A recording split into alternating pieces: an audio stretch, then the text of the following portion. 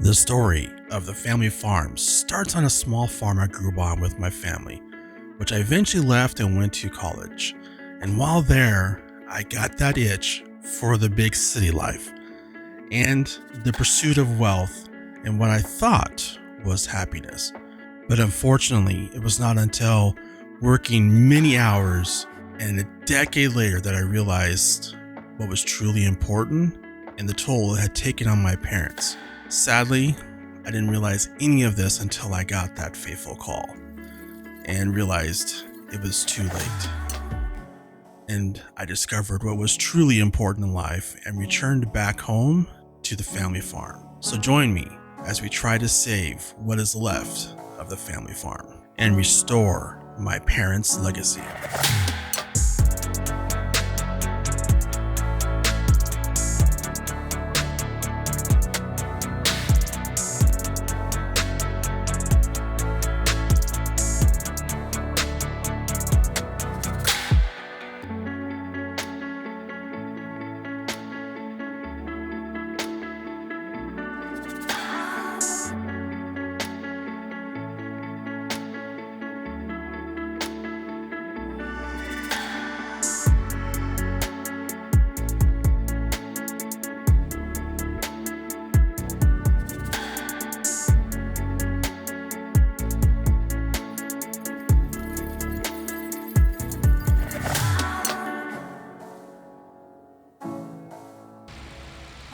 Howdy, and welcome back here as we are continuing on in episode 3 of the inheritance here on the family farm. And if you remember from the last episode, we got all of our bells here. I'm going to leave these on the trailer because they're loaded up and ready to go. And the only place we have to park them here is our little silo pass-through area. So I'm just going to open these doors here, get this bell trailer parked in here. That way it's out of the weather and we can just let these bells ferment, and when they're ready to go, we'll just take this trailer straight to the animal dealer and get these sold. Just pull forward here a little bit more. All right, I think we're good there. All right, so we can just leave that parked there. And now if you remember from our last episode, I already have a helper over on our other little small area kind of field, maybe, I don't know. It's an area on our land that used to be a field and we're mowing it. So we're going to hop here in the Volvo and get over there and do some baling and see if we can get some more bales so we can make some more silage. Because I want to get as many as we can because we need to buy some sheep. We need to do some plowing. I want to get at least one field plowed before spring, and we also need to have some money for, doing things like liming, fertilizing, leasing a planter, and all that stuff. So let's get over here and get us some more bales, and yeah, we're just trying to get as many bales as we can at this point because this is all going to be very, very expensive. Well, the helper had a huge head start on me, and they're all done. So I'm going to keep on building up this, and then actually, what I may do is hop in that tractor and head over to the farm and grab the bell wrapper because I'm just kind of realizing we're on a bit of a slope here. So yeah, I might have to wrap those bells and pick them up right away because that's gonna roll down the hill, and I don't want to lose any bells. They're worth way too much money, way too much. And I got the mower all put away, and we have a helper out there on the field continuing on with the belling. I'm going to grab the bell wrapper here, and then we'll head back out there, start wrapping up some bells. And after I get a few wrapped, I'll come back over here, grab our telehandler, and get back out there and pick up those bells so they don't roll down the hill. Because again, I don't want to lose any bells because they're just too valuable, and we need them all. Well, I got a couple of bells wrapped, but they're rolling down the hill, so I ran back over to the farm and grabbed our telehandler here so we can get these bells picked up and at least in a safe place so we don't lose any.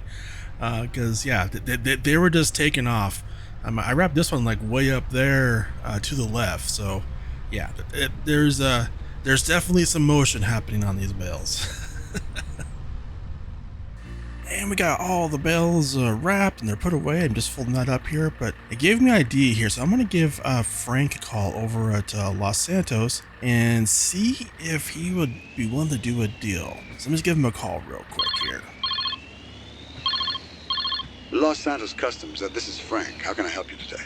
Hey Frank, this is Rambo over at the farm, and I wanted to talk to you about hopefully making a deal. I have 2 pieces of equipment here on the farm that I don't need and want to get rid of, and I'm hoping I can send those over to you. And also want to talk about leasing a something to plow up one of my fields, and also a tractor to pull the plow. Well, you're in luck.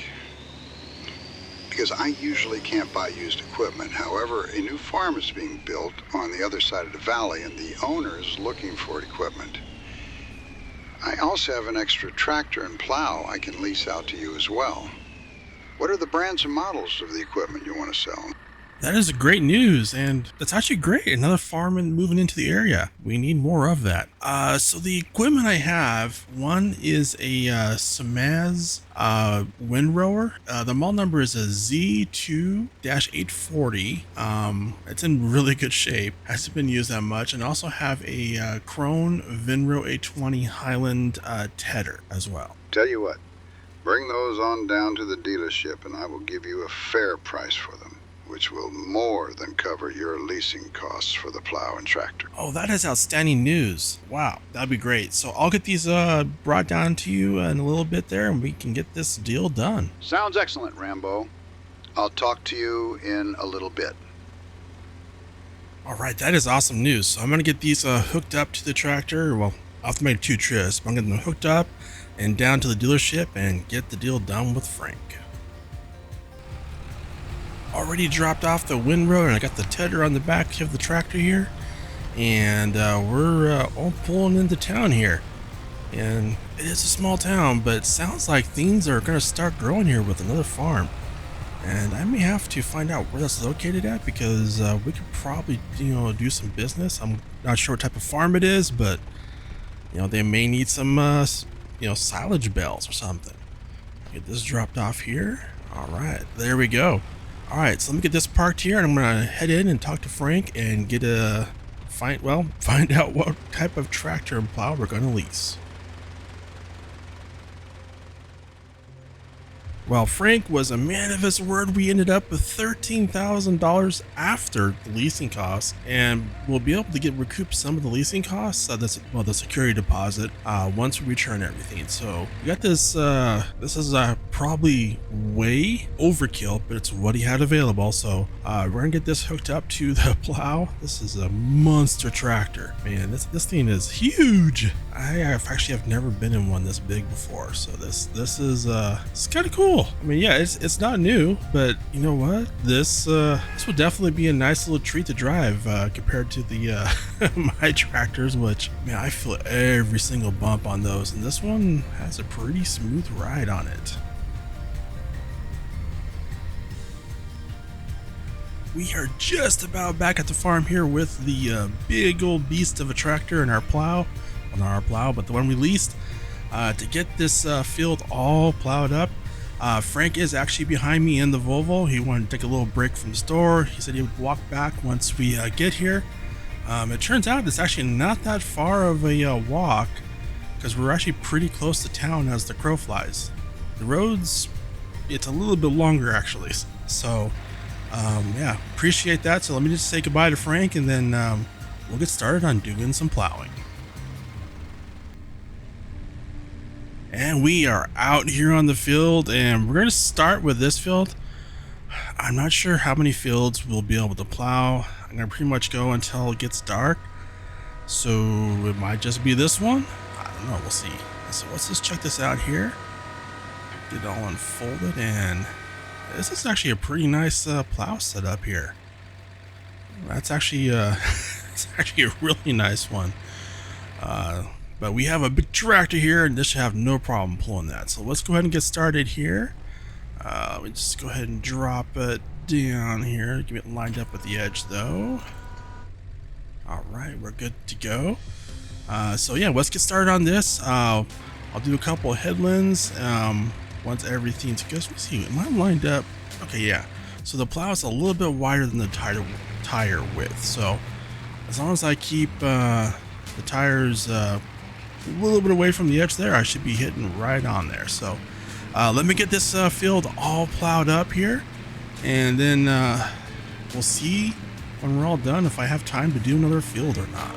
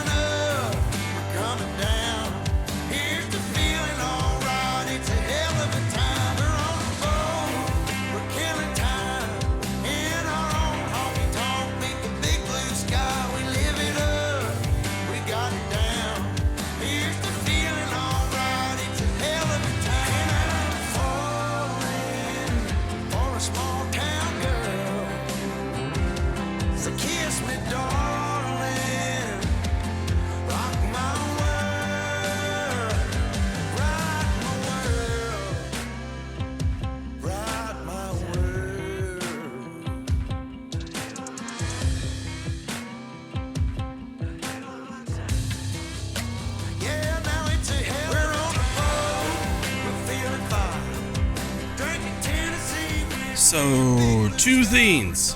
One, this took a whole lot longer than I thought it would.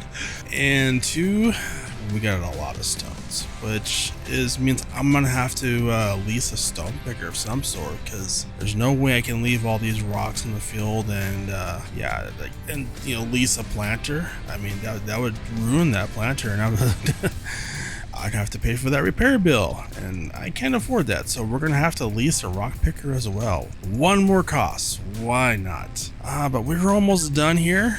Just a couple of rows left, and this field will be all plowed up. I had hoped, if it hadn't taken this long, I'd hoped to do another field. I didn't think I'd be able to do the field to the right of us because that's a large area. I was thinking maybe that small grass field we had over there, but given the time, I don't think we'll be able to do that. So let me finish this up, and then we're gonna take this back over to the dealership and get it returned, and hopefully get most of our security deposit back.